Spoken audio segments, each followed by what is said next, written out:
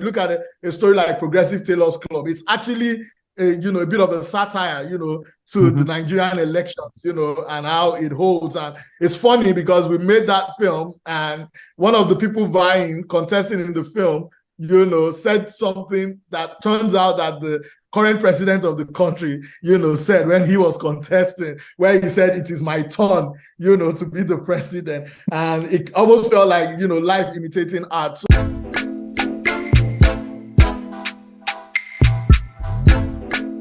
Hello and welcome to Nollywood Fellow, a channel where I take you through Nollywood films.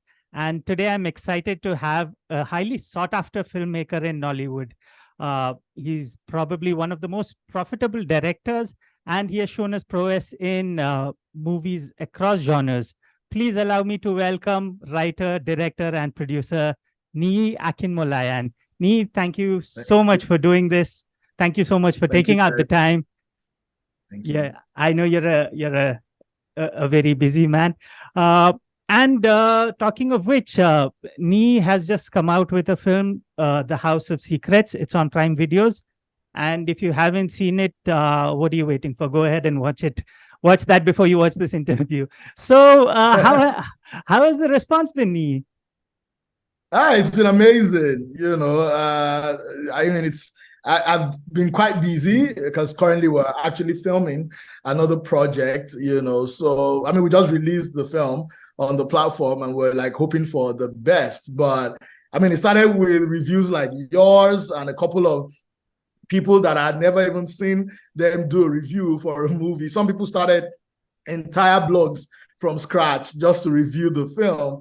And I think that it's even a bit more magical because we weren't exactly sure how people will respond to the film. This is me. I make a lot of commercial films. I make films for cinema. But, deep down, every filmmaker has some of those artistic ideas they want to explore. And you're not quite sure it's going to work on a commercial level. So you test with streamers. So it gets really rewarding when you look at the response and you're like, who knows? Maybe if I had put it in a cinema, it probably would have done numbers as well. Okay, now talking about, like you just said, commercial cinema and then something more artistic like this. So when you go through the work of a director, there's always a sort of a commonality or a thread that you can see across their different movies. With your movies, I have failed to spot what that thread is. So or have you let go of that thread altogether? Because it'll be hard to say that the same person who made Prophetess would create The House of Secrets, would create Elevator Baby. Is there a commonality at all between them? My sensibilities are quite broad, the things I'm interested in. My biggest influence has to be Steven Spielberg.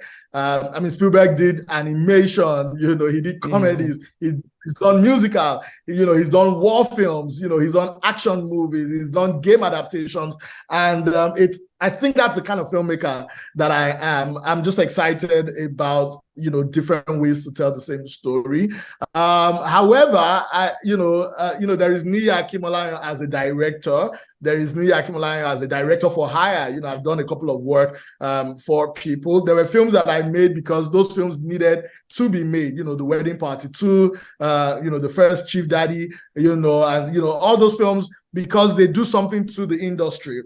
Right, investors love to hear big numbers, right? And those films, they generated a lot of all that excitement. I would boldly say that films like The Wedding Parties and the likes are the reason you even have the Netflix and the Amazon in the country, because the numbers, were attractive, so I get excited about that. But if you take a look at the films that I do with Anthill Studios, there are some common themes, where we have very, very strong and powerful women in a lot of our films. That's a common thing, whether it's Elevator Baby, Prophetess, House of Secrets, Man for the Job, Hey You. That's a very strong theme. We're really big on family, so we're looking for stories that connect families. So you see a lot of mother-son, mother-child, incidences. So you see that across my films, be it Prophetess, Elevator Baby, Day of Destiny, all the films I've done with my company, Anthill Studios. And right now, we're also thinking a lot about, bringing social-political themes into the film. We hinted a bit of it in some of our early stories, but we're going to be doing a lot more. So when you look at a story like Progressive Tailors Club, it's actually a bit of a satire, to the Nigerian elections, and how it holds. And it's funny because we made that film, and one of the people contesting in the film, said something that turns out that the current president of the country, said when he was contesting, where he said, "It is my turn, to be the president." And it almost felt like, life imitating art. So, but, this is Nigeria. You have to be very careful with throwing out political ideas, through art. But family is a very strong thing for Anthill Films. We also love to ask questions nobody is asking and just kind of push the boundary a bit. What does it mean for a woman pregnant stuck in an elevator? What does it mean for kids traveling through time? I started the company as a post-production and animation studio. So you know that VFX in storytelling is going to be priority for me. So it's those little things that if you're looking for like a connecting theme, you might not find, direct ones the way you would find in, say, Christopher Nolan and the use of time, which started really when he started doing films like Inception and the likes, or Martin Scorsese and crime. I am more than just, a writer, a director. I'm also a business owner. I own a media company that is hoping to become a big empire. So we have to be that broad and open about, the films we make. Okay, talking on the versatility of, talking about versatility of directors, it turns out it seems to be a common thing among the prolific lot in Nollywood to dabble into various genres. Like you have a Jade Oshibaru or a Kemi Adetiba who've done, comedy, and then they've, tried other genres. But one thing I don't know if I'll be wrong in pointing this out, but it always seems to be a comedy that sort of kickstarts or that propels the is that a correct observation? Well, it's hard to say because no one is even making those kind of comedies anymore. Yeah. I don't know why. I still want to make them. But we all know that the fastest way to get, the Nigerian audience is via comedy.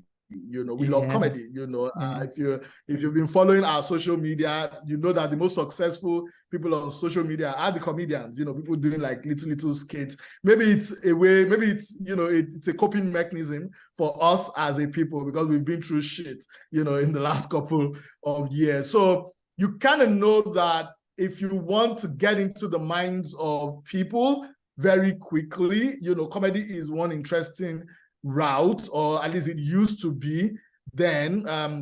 It is not necessarily like that, but also comedy is a very the word is not necessarily what it means in other parts of the world. So if you look at Jade Oshibaru, for example, and you look at Sugar Rush, is it action, is it crime, is it comedy, or is it everything together?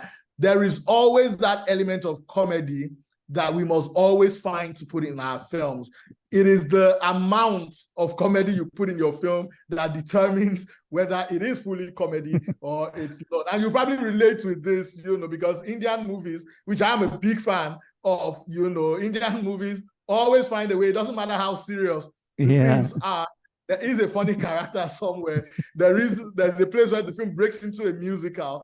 And what people are now doing is, how much comedy do I allow into the film? So you might not know Kate Henshaw, for example, but if you look at The House of Secret, she played a role that she was really famous with in the 90s.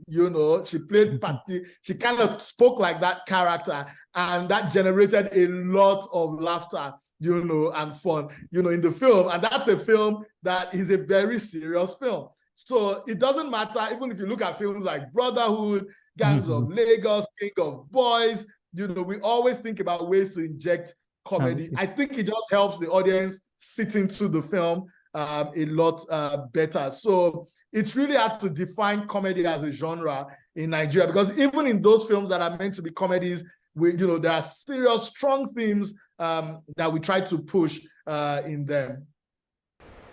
That's a wrap for this video, but do check out the other videos where this chat continues.